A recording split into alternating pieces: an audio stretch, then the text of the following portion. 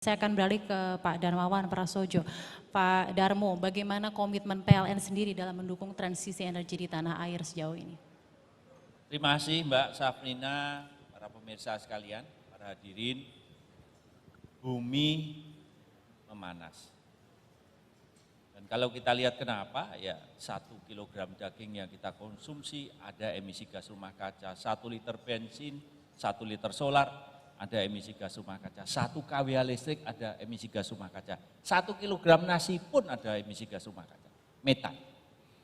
Nah, sedangkan di lain sisi kita harus mampu memastikan bahwa generasi masa mendatang punya masa depan yang lebih baik daripada generasi saat ini. Caranya bagaimana? Ya kita harus mampu mengurangi emisi gas rumah kaca. Dan dalam hal ini PLN is fully committed exactly to do so. Kita punya komitmen penuh untuk menjalankan tugas, menjalankan transisi energi.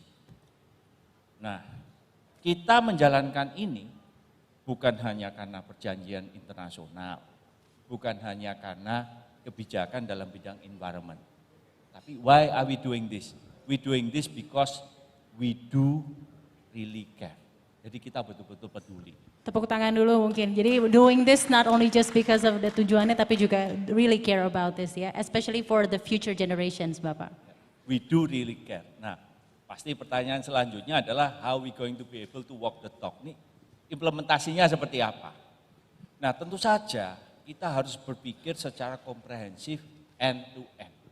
Di tahun lalu pada saat kita merancang RUPTL, Rencana Usaha Penyediaan Tenaga Listrik Nasional atau National Electricity Planning. Itu tahap pertama adalah kita berpikir bagaimana dalam perencanaan itu transisi energi pun sudah berjalan dengan baik. Maka pada saat perencanaan RUPTL kita menghapus 13 gigawatt PLTU batubara yang tadinya dalam perencanaan kita hapus sehingga kita mampu mengurangi, menghindari CO2 emission 1,8 miliar ton selama 25 tahun. Aplaus lagi untuk kita semuanya. Apakah itu cukup? Belum cukup. Jadi ada 1,1 gigawatt bukan hanya dihapus tapi langsung digantikan dengan energi baru terbarukan dalam perencanaan. Itu pun sudah ada sekitar 150 juta ton.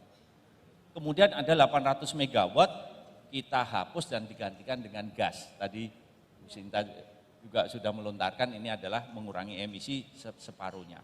Apakah ini sudah cukup? Masih belum cukup juga. Ada pembangkit yang sudah punya kontrak, itu pun kita bernegosiasi dan bagaimana kontrak itu sudah dibatalkan. Jadi ada 1,4 gigawatt itu sudah kita batalkan dan itu sekitar 200 juta ton emisi CO2 bisa kita avoid. Apakah itu sudah cukup? Ternyata belum cukup lagi. Kita melontarkan suatu strategi transisi energi. Saat ini emisi gas rumah kaca dari sektor kelistrikan ada 280 juta ton. Itu termasuk emisi dari PLN, termasuk emisi dari independent power producer. Nah kalau business as usual di tahun 2060 emisinya naik menjadi 1 miliar ton per tahun. Dan kita sudah melontarkan net zero emission program yang emisinya tadinya 60 juta ton, 1 miliar ton 2060, nanti di tahun 2060 akan menjadi zero ton. Jadi apakah itu sudah cukup? Nah, kita membangun lagi suatu RUPTL yang sangat agresif. Jadi pertama kalinya penambahan kapasitas pembangkit dari sekarang sampai 2030 itu 51,6%-nya adalah berbasis pada energi baru terbarukan, artinya ada 20,9 gigawatt additional capacity pembangkit energi terbarukan akan dibangun selama sampai 2030. Apakah ini sudah cukup? Masih belum cukup juga. Bahwa kita ingin ada akselerasi dari transisi energi. Bagaimana caranya adalah kita membangun suatu strategi agar ada program pensiun dini pembangkit listrik batubara sehingga ada additional renewable energy yang daripada yang sudah direncanakan bisa masuk ke dalam ekosistem kami. Dan kami kembali selama 6 bulan ini mengambil leadership, international leadership agar program ini berjalan dengan baik gitu. Nah, apakah ada tantangan kan gitu? apakah ada tantangan? Sekarang begini, 1 ton emisi gas rumah kaca di New York itu dampaknya sama dengan emisi gas rumah kaca 1 ton di Bantul itu sama, di Tokyo itu sama. Jadi dampaknya sama. Artinya apa? Perubahan iklim ini bukan permasalahannya Indonesia saja, bukan permasalahan di Jepang, Rusia, tapi ini adalah global problem.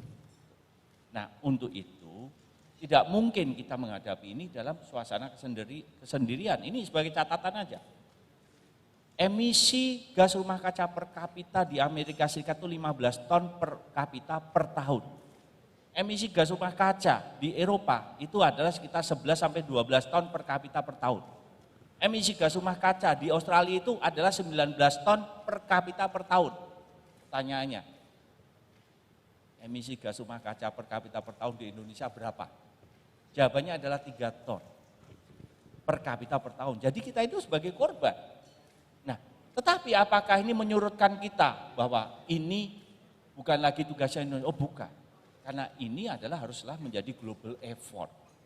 Nah, untuk itu kita mengambil alih leadership of this transition energy into our own hand, karena ini harus dilakukan bersama-sama. Maka selama 6 bulan ini kami bernegosiasi dengan Eropa, dengan Amerika, dengan Jepang, kami berkolaborasi juga dengan Cina, sehingga kemarin dalam G20 kita menandatangani namanya Just Energy Transition Program. Di situ kita mampu menunjukkan kemampuan kepemimpinan dari Indonesia sebagai presidensi G20, dan dalam hal ini we are able to marshal bagaimana melobi bahwa dalam menghadapi tantangan ini kita tidak bisa sendirian, perlu adanya kolaborasi dari policy, kolaborasi teknologi, kolaborasi innovation, kolaborasi dari suatu investment dalam skala global. Nah, untuk itu kami juga berhasil mendapatkan dukungan dana 20 billion US dollars dalam hal itu.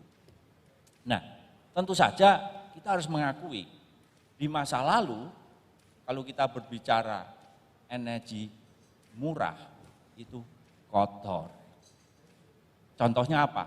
Kalau kita lihat Cina, di tahun 2001 itu energi mix-nya kalau nggak salah sekitar 46% dari batu bara. 2009 berapa? 86%. Kenapa? Karena dia mencari energi murah, bukan environmental sustainability.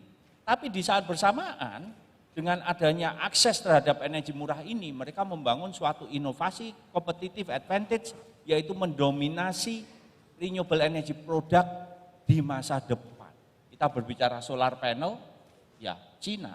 Kita berbicara baterai, ya dari Cina. Kita berbicara electric vehicle, ya dari Cina. Artinya apa? China treats climate change not only as an environmental problem, tapi China treating climate change as an opportunity to dominate the economy of the future of the global market. Jadi mereka melakukan ini sebagai opportunity untuk mengakselerasi pertumbuhan ekonomi, menciptakan lapangan kerja dan mendominasi ekonomi dunia. Nah, lagi-lagi energi murah kotor, kalau energi bersih mahal. Ini menjadi suatu dilema. Nah, tentu saja kita melihat bahwa humankind innovate. Kebudayaan manusia ini adalah berinovasi. Kita lihat ya, wind di tahun 2018 kita lelang sekitar 13 sen. 2019 sudah turun menjadi 11 sen. Kita lelang kemarin, baru 1,5 bulan yang lalu, turun menjadi 5,538 sen. Aplaus lagi untuk kita semuanya ini. Kita lagi berbicara solar. 2015 27 sen, 2017 turun 10 sen, kita lelang terakhir sudah menjadi 4,2 sen. Nah, jadi apa dengan dilema ini? Kalau kita berbicara energi murah kotor, energi bersih mahal, kalau kita melakukan transisi energi kan kita berubah menjadi energi yang mahal.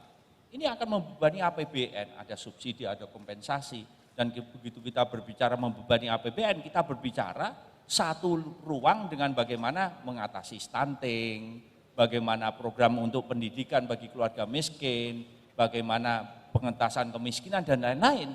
Dan ini menjadi tantangan, menjadi program transisi energi menjadi tidak sustainable, tidak berkelanjutan. Nah, Dengan adanya ini, humankind innovates. Dan dalam hal ini kita melihat bahwa the price of renewable energy is diminishing day by day, week by week, month by month, year by year. Nah, untuk itu saya masih mempercayai bahwa dalam menghadapi transisi energi ini dengan suasana kebersamaan global communities, dalam hal ini karena G20 leadership-nya ada di Indonesia, kita akan mampu mengakselerasi dari transisi energi ini. Dan inilah bagaimana kita harus mampu melihat kita tidak boleh berjuang sendirian, kita harus berjuang dalam suatu komunitas. Dan ini komunitas dunia. Nah, untuk transisi energi sendiri, saat ini pangsa pasar listrik di Indonesia sekitar 280-300 terawatt hour. Di tahun 2060 itu sekitar 2000 terawatt hour. Perlu ada penambahan kapasitas sekitar 250 gigawatt. Dan itu berbasis pada energi baru terbarukan. Biayanya berapa? Kita harus ada gardu Indo, ada transmisi, ada smart grid dan lain-lain. Itu bisa mencapai 800 billion US dollars, sekitar 12.000 triliun. Nah, tentu saja dengan investasi seperti itu, dengan inovasi, lagi-lagi PLN is not going to be able to bear the burden alone. Bagaimana moving forward-nya ya? Lagi-lagi Skema financing-nya ya Pak ya. through collaboration. Nah, tentu saja dalam hal ini kami sendiri dari PLN juga melakukan internalnya seperti apa. Pertama kali kami juga melakukan reformasi dari organisasi kami, sehingga organisasi yang tadinya statis, yang backward looking menjadi organisasi yang dinamis, yang forward looking, berbasis teknologi, inovasi. Kami membangun core kompetensi baru, technical skill baru, sehingga organisasi kami juga lebih fit, relevan dengan tantangan di masa depan, yaitu energi hijau. Itu tidak bisa kita hindarkan. Kemudian kita juga misalnya di dalamnya kami sudah melakukan self-imposed cap and trade, carbon trade. Yang ini kami sehingga siap nanti begitu aturan mengenai pajak karbon, cap and tax itu diterapkan, kami pun sudah siap. Kami di dalam juga sudah melakukan inovasi, misalnya melakukan co-firing dengan biomass dan berhasil baik di ada 32 pembangkit kami. Kami membangun rantai pasoknya sehingga ini energi hijau berbasis pada kerakyatan yang juga menciptakan lapangan kerja. Kami membangun green energy product. Jadi kami ada renewable energy certificate, investasi yang berbasis pada green investment, kami membangun produk-produknya, kliennya seperti misalnya Amazon. Mereka membutuhkan 100% renewable energy dan itu sangat mudah sekali. Kenapa? Karena menu kami sangat lengkap. Kami ada menu 20,9 gigawatt additional capacity berbasis pada renewable energy yang sedang kami bangun saat ini. Bahkan tahun ini kami sudah bisa menurunkan 32 juta ton emisi gas rumah kaca dibanding dengan business as usual. Baik itu ada co-firing dengan pembangkit kami yang jauh lebih efektif efisien. Kemudian untuk gas kami menggunakan combined cycle, kami membangun energi baru terbarukan dan lain. Jadi kami sangat agresif sekali agar transisi energi ini bisa berjalan dengan baik. Kami mulai dari dalam. Kami juga sudah membangun namanya green financing. Ada green bond yang kemudian dalam hal ini kami punya akses kepada pendanaan yang sangat murah. Tentu saja ini harus repurposing bahwa pendanaan itu betul-betul untuk renewable energy. Nah, PLN memang harus berubah. Di masa lalu tugas utama PLN adalah untuk menyediakan listrik. Tapi saat ini tugas PLN sudah bergeser. Tugas kami adalah bagaimana we have to take care the environment. Apa itu listrik? Listrik adalah byproduct. Terima kasih. Listrik adalah byproduct PLN, tapi how to take care the environment adalah main tujuan utama dari PLN saat ini ya Pak. Jadi sangat komprehensif sekali mengenai komitmen dan capaian yang sudah dilakukan oleh PLN menuju transisi energi di Indonesia. Tapi sedikit tambahan saja sebelum saya beralih ke Pak Danif. Pak Darmo, untuk mencapai target tersebut untuk transisi energi tentunya membutuhkan biaya yang luar biasa besar. Tidak hanya dari segi capaian tapi juga dari infrastrukturnya yang perlu dibuat. Nah, seperti apa sebenarnya skema pendanaan yang digunakan oleh PLN? Tadi Anda sedikit menyebut mengenai green financing. Apa pula upaya kolaborasi yang dibangun PLN untuk mencapai target-target dan tujuan inovasi menuju transisi energi tersebut? Kalau kita melihat memang dengan adanya transisi energi ini, landscape-nya berubah. Misalnya dulu fluktuasi hanya di demand saja. Tapi dengan adanya transisi energi ini, masuknya misalnya pembangkit listrik tenaga surya, pembangkit listrik tenaga bayu dalam jumlah yang sangat besar, fluktuasi pun ada di supply side-nya. Bagaimana kita mengatasi itu ya? Kita harus membangun misalnya suatu smart grid. Control room, control system juga yang sangat-sangat state of the art. Dan ini membutuhkan dana biaya yang tidak sedikit. Nah, tentu saja kami berkolaborasi dengan dunia internasional. Saat ini ruang kendali kami, control room yang ada di Gandul kami sedang diperbarui sehingga control room yang dibangun ini adalah the state of the art of technology, sehingga nanti kami mampu memprediksi bagaimana fluktuasi dari supply side-nya. Misalnya di sini nanti ada cuaca dalam hitungan menit seperti apa, dan kemudian dari sana nanti misalnya produksi energinya dari tenaga surya akan meningkat atau menurun, sehingga kami juga bisa melakukan balancing dengan adanya fluktuasi ini. Dan itu membutuhkan dana. Tapi dengan adanya kolaborasi internasional ini, kami bisa mendapatkan dana dengan cost of fund yang sangat murah sekali. Karena ini menjadi bagian low cost of fund to expedite the transition of energy, dalam hal ini memperkuat dari struktur organisasi dari PLN dan juga sistem dari PLN.